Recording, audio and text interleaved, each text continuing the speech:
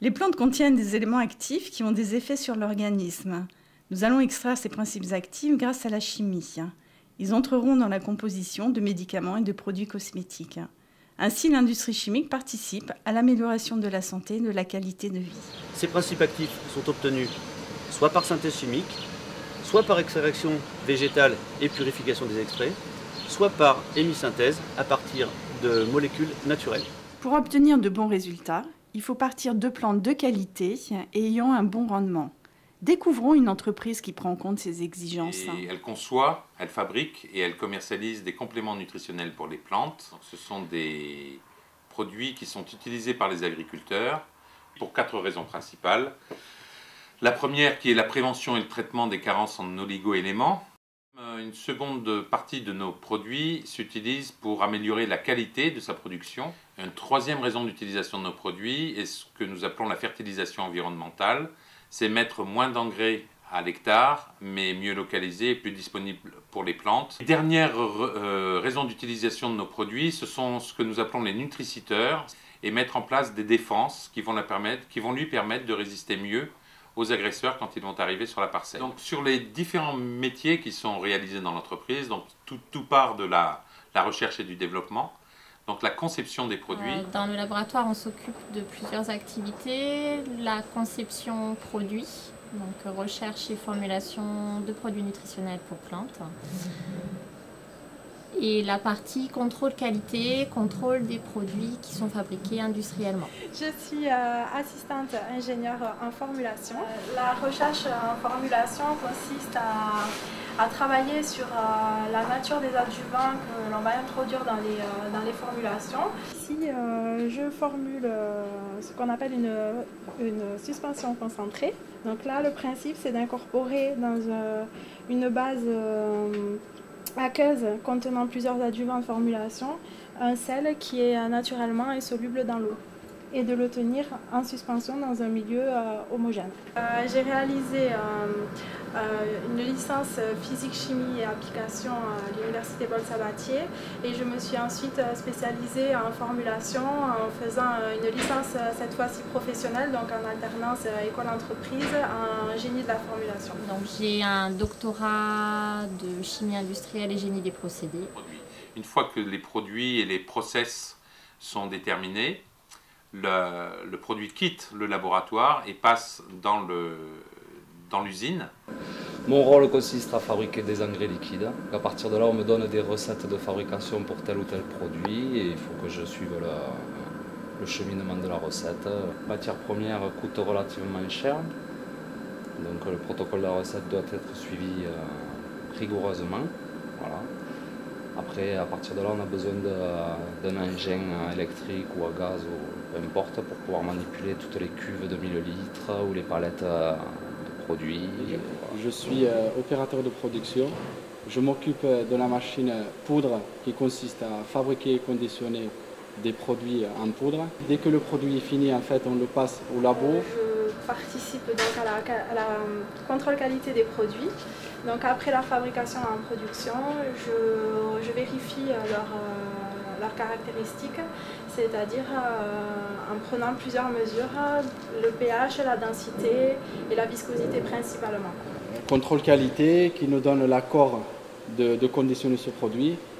Dès qu'on a l'accord, en fait, on passe à la deuxième phase, c'est le conditionnement des produits. On est 2 magasiniers caristes, c'est de faire la réception des produits, de la matière première, de l'enregistrer sur l'ordinateur, de le stocker et ensuite c'est de ranger les produits finis, c'est-à-dire scanner la palette, scanner l'emplacement et ensuite faire les préparations de commandes pour les expéditions. Je suis responsable production et logistique. En fonction, c'est d'organiser au niveau de toute la partie fabrication, conditionnement, stockage et expédition, tous les flux entrant et sortant de l'entreprise. Après amélioration et sélection des plantes, celles-ci sont acheminées vers des laboratoires de process pour l'extraction de leurs principes actifs. Alors ici, nous sommes sur la seconde étape, la réception de la matière première. Vous voyez, en l'occurrence, vous avez des balles de 20 feuilles en provenance de Madagascar. ces feuilles sont sèches. Donc l'atelier 8, c'est un atelier d'extraction de plantes. Nous chargeons des balles de feuilles de vinca qui sont décompactées, qui vont alimenter une chaîne d'extraction sur laquelle on vient alimenter avec un solvant pour extraire des jus. Des jus qui vont être ensuite concentrés sur un évaporateur pour réduire les volumes et recycler le solvant. Ce concentrat que l'on va obtenir va être passé en extraction liquide-liquide pour obtenir un extrait chloré qui sera ensuite traité sur un autre atelier pour la continuation du procédé. Les équipes travaillent sur 3 métiers. Le développement des procédés de fabrication et des méthodes analytiques, l'optimisation des procédés industriels, leur transfert sur l'usine et la fabrication des premiers lots de pilotes, ainsi que la commercialisation des lots avec leur contrôle et leur libération. Donc nous réceptionnons dans cet atelier des alcaloïdes sur lesquels nous allons purifier 2 précurseurs qui serviront à la synthèse d'une molécule originale qu'est notre principe actif d'anticancéreux. Pour cela, nous effectuons plus des opérations de purification, de synthèse chimique pour obtenir la purification de cet extrait à la valeur de 100%. Actuellement, 300 personnes travaillent sur le site, parmi lesquelles des opérateurs, des techniciens, des ingénieurs et des docteurs en chimie. Alors, mon métier, c'est CAIC, c'est-à-dire conducteur d'appareils d'industrie chimique. Ça consiste à la fabrication de produits de principes actifs pour le médicament. Personnellement, je viens d'un bac professionnel technique qui est F7, qui était spécialisé dans la chimie, biochimie plus précisément.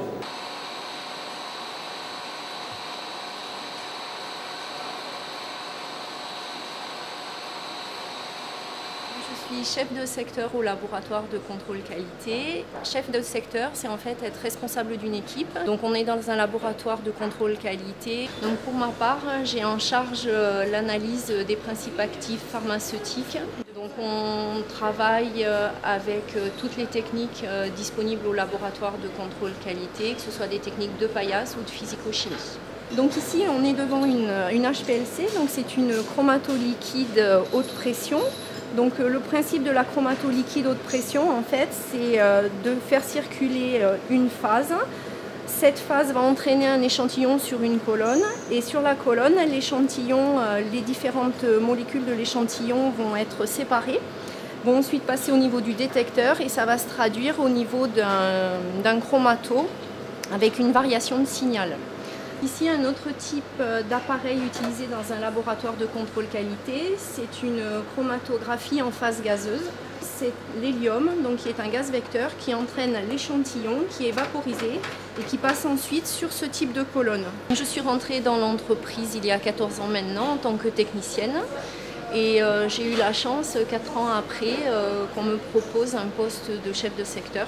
Donc en fait, j'ai un DUST de chimie analytique que j'ai obtenu en faculté de pharmacie. Et en fait, cette formation, donc, sur 2 ans, m'a permis effectivement de découvrir le métier.